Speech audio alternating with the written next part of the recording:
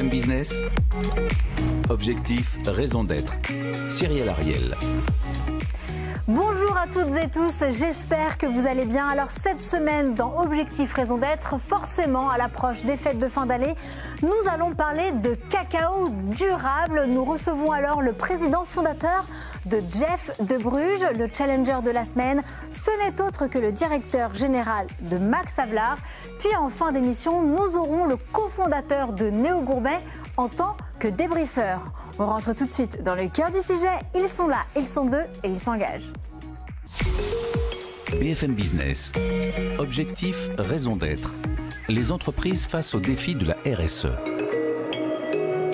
Et je suis ravie cette semaine d'accueillir à l'approche des fêtes de fin d'année le président fondateur de Jeff de Bruges, Philippe Jambon. Bonjour et bienvenue. Bonjour, merci de m'inviter. À distance, nous sommes ravis d'avoir comme challenger, il n'est pas des moindres, le directeur général de Max Havelaar France, Blaise Desbordes, qui est déjà intervenu d'ailleurs dans cette émission. Bonjour et bienvenue Blaise. Bonjour, merci pour l'invitation. Alors on va un peu recontextualiser. Jeff de Bruges, vous avez été fondé en 1986. Vous êtes chocolatier cacaoculteur français. Vous avez plus de 500 magasins, notamment dans 13 pays à peu près.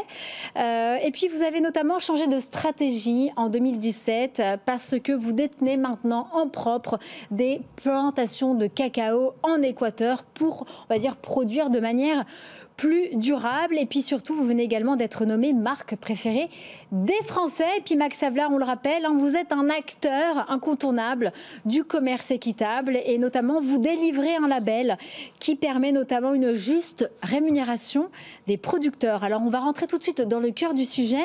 Quelles sont les raisons d'être de Jeff de Bruges, Philippe Jambon?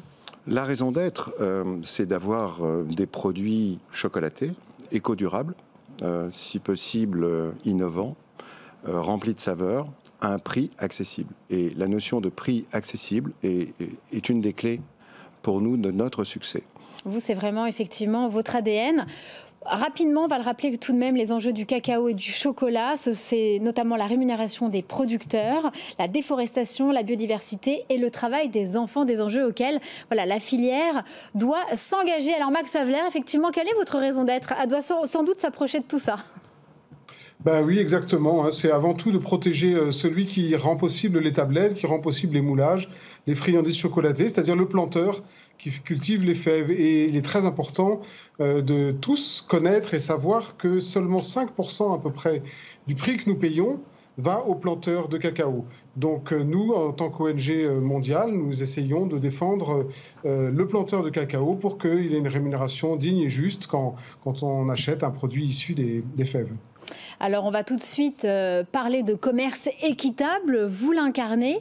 Alors, vous, Philippe Jambon, vous parlez de commerce raisonné. Quelle est la différence avec le commerce équitable par rapport aux critères que, justement, vous avez pour vos producteurs équatoriens? C'est par modestie. Je pense qu'on peut parler de commerce équitable à partir du moment où on investit dans notre propre plantation, on a nos propres salariés, avec des conditions de travail qui sont parfaitement acceptables et raisonnées, avec des salaires qui sont au-dessus du SMIC qui est pratiqué en Équateur, avec beaucoup d'investissements pour alléger la pénibilité de ce métier. Donc là, on est dans l'équitable. Et on a acquis une plantation aussi pour maîtriser la qualité de notre cacao. Combien d'hectares elle fait votre plantation? Elle fait aujourd'hui 550 hectares, donc 450 hectares plantés. Donc ces 500 hectares, c'est vraiment pour approvisionner tous vos magasins. Absolument. Ça répond à toute votre demande. En fait, on a acquis cette plantation en 2017, mais avant, vous faisiez comment? On participait à un programme qui, à l'origine, s'appelait QPP, qui était, puisque un de nos fournisseurs de couverture de chocolat était Barry Callebaut, il l'est toujours du reste, mais maintenant avec nos fèves. Et j'ai pu participer à ce programme et aller en Côte d'Ivoire et voir un peu comment ça se passait, ouvrir une école en Côte d'Ivoire suite au fonds QPP que nous abordions. Et je me suis rendu compte que ce n'était pas satisfaisant. Qu'est-ce qui n'était pas satisfaisant? Parce qu'on le rappelle, le Ghana, la Côte d'Ivoire, ils produisent à peu près 2/3 du cacao mondial. Et c'est un marché, on va le rappeler parce qu'on est sur BFM Business, c'est le marché du cacao et du chocolat, c'est 100 milliards de dollars par an. Et comme disait effectivement Blaise Desbordes, les producteurs ne perçoivent que 6% de ces 100 milliards de dollars annuels. Donc qu'est-ce qui n'était pas convaincant pour vous? C'était pas satisfaisant en ce sens que l'argent dans lequel on abondait dans ce programme, on ne savait pas exactement comment il était déployé et où il allait réellement. Donc on a pensé que la meilleure façon de faire, c'était peut-être de prendre nous-mêmes le sujet en main et d'acquérir, et de prendre les risques d'acquérir une plantation. C'est ce qu'on a fait. Alors Blaise Desbordes, quelles sont vos questions ? Je trouve le modèle de Jeff de Bruges extrêmement intéressant et que l'entreprise a pris sans doute le problème par le bon angle, c'est-à-dire le maillon faible des producteurs, en essayant d'apporter, en investissant directement, une réponse. Le problème, c'est que le modèle de Jeff de Bruges n'est pas du tout le modèle universel. On est dans le monde entier sur à peu près 4 millions de tonnes produites et l'immense majorité, ce sont des tout petits producteurs isolés avec 1 ou 2 hectares et qui ont énormément de mal à défendre face aux acheteurs qui leur prennent leur récolte un prix suffisamment rémunérateur. Donc, je trouve vraiment l'innovation très, très intéressante et je crois qu'il faut qu'on joigne les forces entre des modèles intégrés comme celui de Jeff de Bruges et les ONG comme nous pour pousser l'ensemble du secteur à faire ce que dit M. Jambon, c'est-à-dire investir pour la qualité du cacao, veiller à ce qu'il y ait une rémunération minimum, des conditions sociales sur les plantations ou dans les exploitations qui soient correctes. Et j'insisterai sur le ensemble. Et peut-être je vous interpellais, M. Jambon, en disant, mais savez-vous que le syndicat du chocolat en France a signé un engagement qui s'appelle l'initiative française cacao durable et qui dit que dans 7 ans, dans 8 ans, en 2030, eh bien, tout le cacao français, les 400 000 tonnes, devront donner la preuve qu'elles payent un prix correct aux cacaoculteurs. Et vous qui avez trouvé une solution à cet enjeu, je vous invite à pousser avec nous pour que l'ensemble des confrères basculent dans une approche équitable. Alors, j'en suis bien conscient. En plus, je suis administrateur à Alliance 7 et au syndicat du chocolat. Donc, je ne suis pas à l'initiative, mais j'ai bien suivi ce programme qui vient d'être signé et j'en suis tout à fait favorable. Et ce qu'on pourra faire pour aider les planteurs, il faut absolument le faire. Moi, je le vois où nous sommes, que parfois, vous avez des planteurs qui ont beaucoup de mal à vendre leur cacao à un prix correct. Il faut absolument que l'ensemble de la profession se mobilise, parce que sans cacao, il n'y a plus de chocolat. Alors justement, combien payez-vous la tonne de cacao chez vous, chez Jeff de Bruges, sachant que, on va dire, la bourse de New York le vend autour de 2 300 $ la tonne, soit 2 315 € pour le cacao conventionnel? Alors, nous, on le paye bien évidemment beaucoup plus cher, puisque une plantation coûte de l'argent. C'est pas un projet rentable. C'est un projet fédérateur, mais pas un projet rentable. Et donc, du coup, tonne la manière dont on travaille est très simple. On a des ateliers en Belgique et on a des partenaires en France.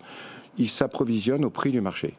Donc, ça, c'est la règle. Donc ça, aux alentours de ce prix-là, malheureusement, 2300. ou heureusement, c'est pas 2300, c'est un peu plus que ça, puisque ça se négocie année après année et la bourse change tous les jours. Et nous, à ça, on abonde en rajoutant ce qu'on appelle, nous, en interne, dans notre jargon, une prime durable ou une prime RSE. Et on paye 600 ou 700 $ la tonne en plus à notre plantation. Par an, c'est ça, une prime annuelle? Absolument, par tonne, pour essayer d'équilibrer nos comptes.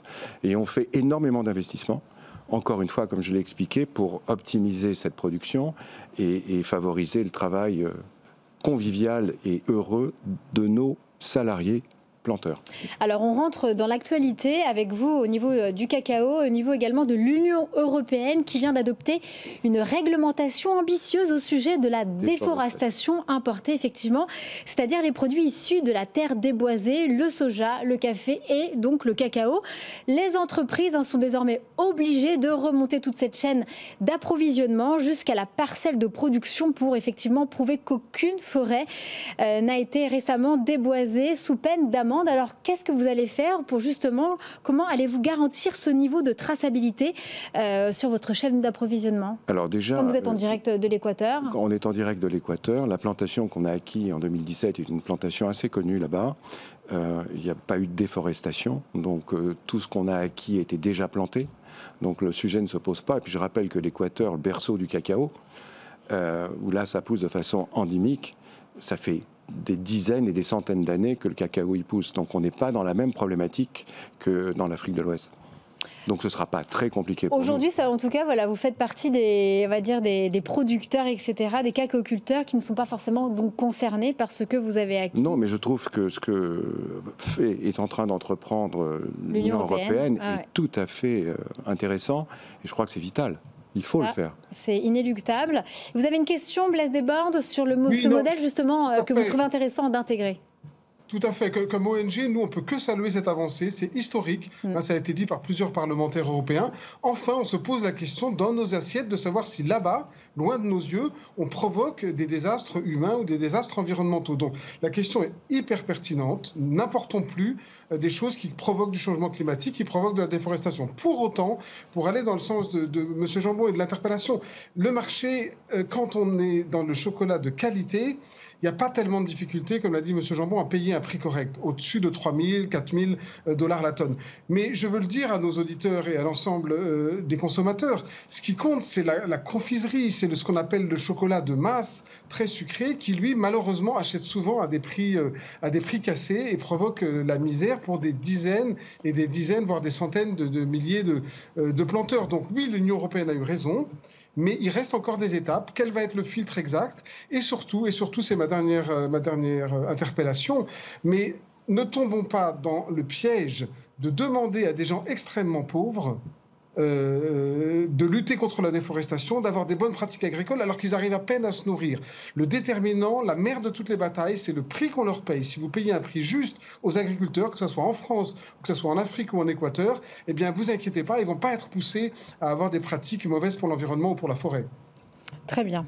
Et vous n'avez pas de questions à ce sujet? Voilà une parole sage. Vous avez un challenger cool cette semaine. C'est des chocolatiers de qualité. Je vous le dis encore une fois, ce qui compte, c'est l'immense majorité des dizaines de milliers de tonnes qui eux, n'ont pas de signe de reconnaissance, n'ont pas derrière eux des artisans chocolatiers. Et c'est avec Jeff de Bruges et avec d'autres, avec le syndicat, qu'on doit pousser l'ensemble de la profession. On s'y est engagé. 2030, c'est demain. Un salaire vital pour tous les cacaoculteurs, plus de déforestation, plus de travail des enfants. On peut le faire. Et moi, j'ai une question, effectivement, parce que l'un des enjeux, c'est la base du commerce équitable, c'est forcément l'engagement, c'est de longue durée avec vos cultivateurs. Est-ce que vous, justement, depuis 2017, vous êtes en Équateur, vous avez un engagement à quel horizon? Oui, il est très lointain. On a fait un investissement sur le long terme. On s'est engagé sur le long terme en Équateur. Et c'est pas facile parce qu'on est d'un seul coup devenu agriculteur. Et là, on a appris la patience. On a appris quand on prend une décision avant de vérifier si elle est juste, il faut attendre 1 an. Donc c'est un nouveau métier, on est toujours en train d'apprendre et c'est très très très enrichissant.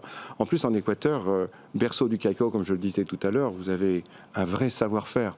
Donc on a trouvé là-bas de l'expérience, du savoir-être, du savoir-faire. Et franchement, c'est très mobilisateur pour l'ensemble des équipes ici.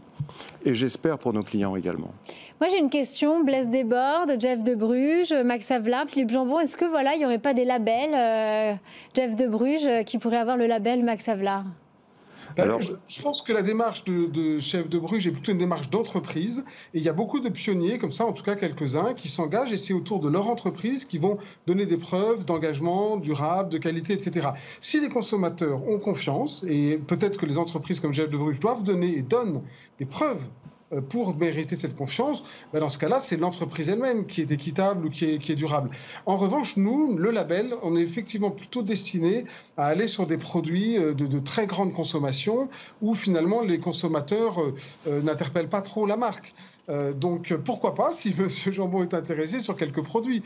Mais le modèle est un peu différent entre une démarche globale d'entreprise qui acquiert la plantation, et puis les très très nombreuses entreprises de chocolatiers qui n'acquièrent pas la plantation et achètent sur le marché à la bourse. Ça fluctue, vous savez, ça monte, ça descend, il y a de la spéculation et ça détruit des vies.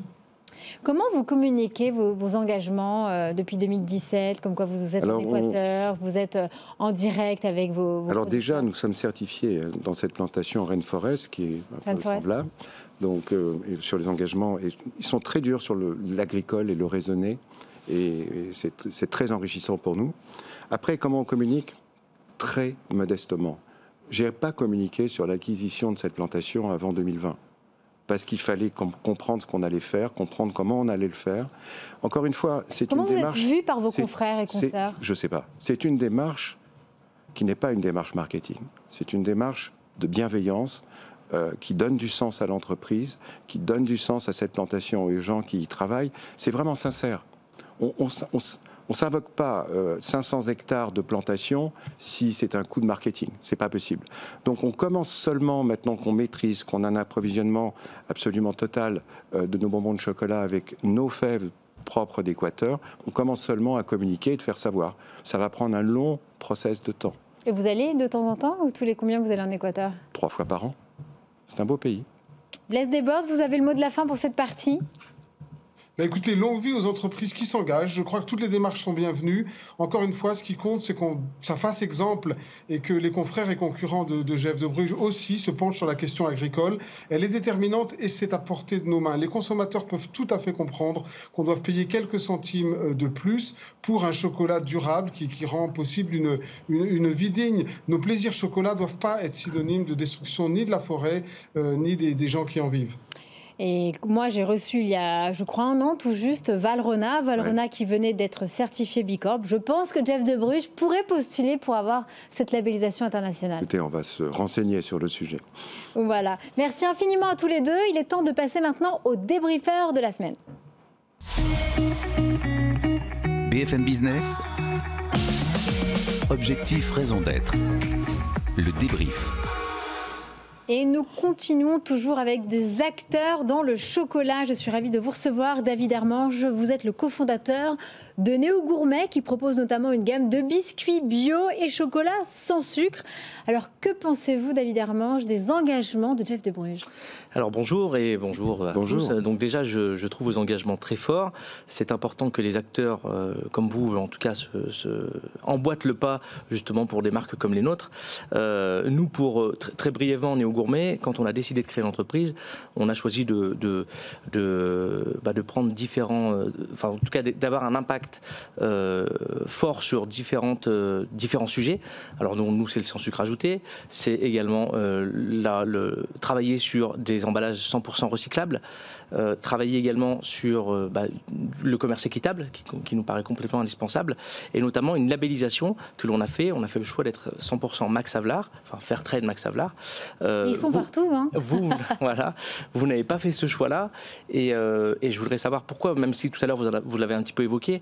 Nous, ces choix que l'on a fait sont un coût hyper important pour l'entreprise, et on aimerait que des acteurs comme vous puissent faire ces choix aussi, de sorte à pouvoir réduire les coûts pour qu'on puisse, in fine, parce que si tout le monde se retrouve certifié, de facto les prix pourront baisser, et ça facilitera les entreprises comme les nôtres qui se créent, quoi. Mais en investissant dans une entreprise, j'allais dire une plantation, on a fait ce choix-là. Ce choix de faire du sociétal et de l'équitable, à notre manière, en maîtrisant la manière dont c'est produit, la manière dont c'est cultivé, et la manière dont les gens sont traités. On a voulu y aller en direct parce qu'avant ça, on avait un label qui s'appelait QPP, comme je l'ai expliqué tout à l'heure, et je me rendais compte que je ne suis pas sûr que l'argent qu'on y mettait allait réellement jusqu'au bout de sa vocation. Donc c'est la raison pour laquelle on a pris une décision tout autre, courageuse, je considère, un peu inconsciente au départ, et maintenant on est très heureux de l'avoir prise, d'investir nous-mêmes dans une plantation et prendre le dossier à pleine main. En direct. En circuit court. Et puis aussi, en circuit court, et en plus en ayant aujourd'hui le volume qui nous permettait de faire cet investissement et de mettre en place cette structure, bien évidemment. D'accord. Vous êtes au début d'un processus. Moi, j'ai une question sur le bio aussi. Est-ce que vous avez des chocolats bio? Alors, on a une petite parcelle en test de bio dans notre plantation, mais c'est très, très compliqué, le bio. Et encore une fois, la raison d'être de Jeff de Bruges, c'est un produit à un prix accessible. C'est apporter de la qualité à un prix que les gens peuvent se permettre. Alors, vous avez un acteur du bio en face de vous. Est-ce que vous êtes d'accord, David? Alors, nous, on est bio. Je suis d'accord, évidemment, avec ce que vous dites. Par contre, c'est vrai que l'effet coût, on est un petit peu plus élevé en termes de coût quand on est bio. Donc ça rend les choses plus compliquées. Mais c'est vrai que moi, j'aurais aimé que des acteurs, enfin j'aurais aimé, c'est le cas, vous le faites déjà à votre manière, mais qu'on soit encore davantage engagés pour justement permettre de réduire un petit peu tous ces coûts. Le label que vous avez, par exemple, il est à la fois décrié quand même, ce label, parce Lequel? que le label Rainforest que vous avez sur les... Je n'en parle pas, moi. Oui. La plantation est Rainforest, mais nos chocolats, il n'y a pas le label Rainforest. Ah oui, d'accord. Donc, ok, c'est la plantation qui est Rainforest. Okay. Absolument. Donc, parce que Rainforest a un très beau... Je peux vous dire que... C'est un label environnemental. Le cahier des charges environnementales est très important. Et quant au sociétal, je suis en Équateur. Ouais. En Équateur, il y a un salaire minimum. En Équateur, il y a la sécurité sociale. Et en Équateur, on emploie nos propres salariés. Donc le sujet ne se pose pas. Ok, très bien. Et concernant justement, je me permets pour la deuxième question, peut-être la réglementation qui vient d'être nouvelle, européenne, qui est très très importante et pour l'avenir en tout cas. Vous parlez de l'Équateur, mais me semble-t-il que vous avez d'autres origines de cacao. Comment vous assurez que ces autres origines soient dans le respect de ce que vous dites en fait, hein, voilà, clairement? Absolument. On a très peu aujourd'hui de couverture de chocolat, au-delà dans certaines tablettes bien définies, qui viennent d'autres origines que maintenant l'Équateur. Puisqu'on a la chance d'avoir une plantation qui nous permet d'être self-sufficient. Donc 100% Équateur. Voilà. C'est notre chance. D'accord. C'est notre chance. Et pour celles qui ne sont pas l'Équateur? Eh ben, on regarde, on travaille avec des partenaires. Vous êtes où d'ailleurs? Voilà. Pardon? Ils viennent d'où du coup vos chocolats? Généralement, j'ai vu Côte d'Ivoire, j'ai vu plein de trucs, ce qui est très bien. Généralement, ça permet d'élargir la gamme, mais comment on s'en assure? Alors, on n'est pas certifié. Je poserai la question, mais c'est vraiment. Ça représente 2%. D'accord. 2%, mais du travail à faire sur ces 2%. Absolument, mais il y a toujours, vous savez, le RSE, c'est working in progress. Hein. Et ben c'est très bien, en tout cas, effectivement, c'est la première fois qu'on entend qu'un cacaoculteur achète, enfin en tout cas détient, ses propres plantations. Merci infiniment, David Hermanche, pour vos questions de débriefeur. Maintenant, il est temps de passer aux questions des internautes. Mon Dieu. BFM Business, objectif, raison d'être. Les questions des internautes. Et comme chaque semaine, je suis ravie d'accueillir ma consoeur Rebecca Blanc-Lelouch pour les questions des internautes. Bonjour Rebecca. Bonjour, et on commence avec Sébastien qui se demande quelles sont vos alternatives à l'huile de palme? Le beurre de cacao.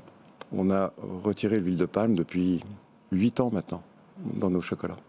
Bon, bah voilà. Donc c'est possible de faire des chocolats accessibles sans huile de palme. Absolument, ils sont un peu plus fragiles. Pardon ? Vous en avez parlé à Ferrero ? Ferrero est bien grand et sait faire lui-même. Il y a d'autres intérêts en jeu, j'imagine. Ça rend un chocolat de meilleure qualité, plus fragile, donc c'est à gérer, mais ça fait longtemps qu'on l'a fait, cette démarche. Très bien, on continue. Toujours avec Sébastien, quelles sont vos filières d'approvisionnement et quelle est la rémunération des producteurs ? Alors, filière d'approvisionnement, on en a parlé longuement tout à l'heure, c'est l'Équateur, et c'est nos propres salariés. Donc, c'est notre propre argent qui est mis.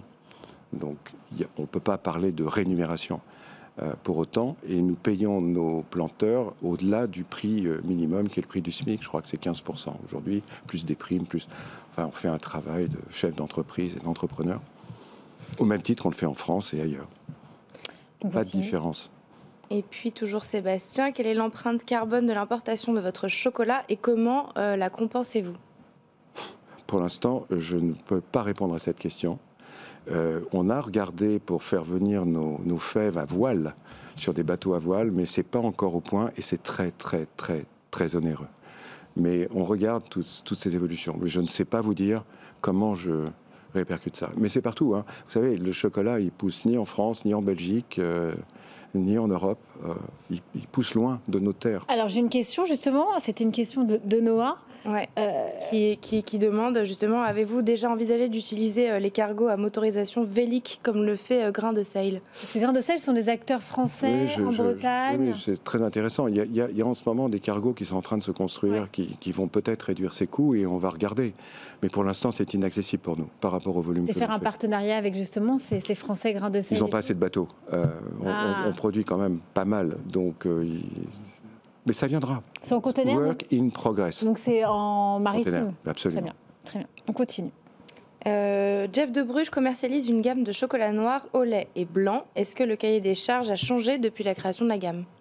C'est une très bonne question, absolument. C'est Laurent. C'est Laurent, toujours de bonnes questions. Merci Laurent de poser cette question parce que ça me permettra de dire que nous avons fait évoluer nos recettes en désucrant avec l'origine Équateur de nos couvertures de chocolat. On a aujourd'hui dans le chocolat noir un minimum de 60% de cacao, ce qui est bien au-delà des standards, et dans le chocolat au lait un minimum de 36%.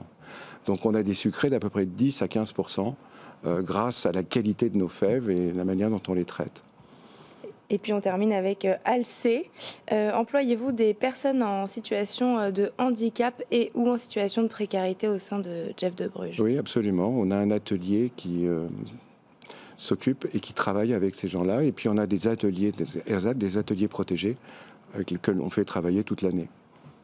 Bien, écoutez, merci infiniment. Merci à tous mes invités, Rebecca Blanc-Lelouch, David Hermanche, Philippe Jambon et Blaise Desbordes. C'était une émission très intéressante, très gourmande. On a hâte de goûter vos chocolats sans sucre et désucrés venant directement d'Équateur. J'espère que l'émission vous a plu. Merci infiniment à tous. Rendez-vous très bientôt et je vous souhaite surtout de très belles fêtes de fin d'année. À bientôt, prenez soin de vous. Mangez du chocolat. BFM Business. Objectif, raison d'être. Les entreprises face aux défis de la RSE.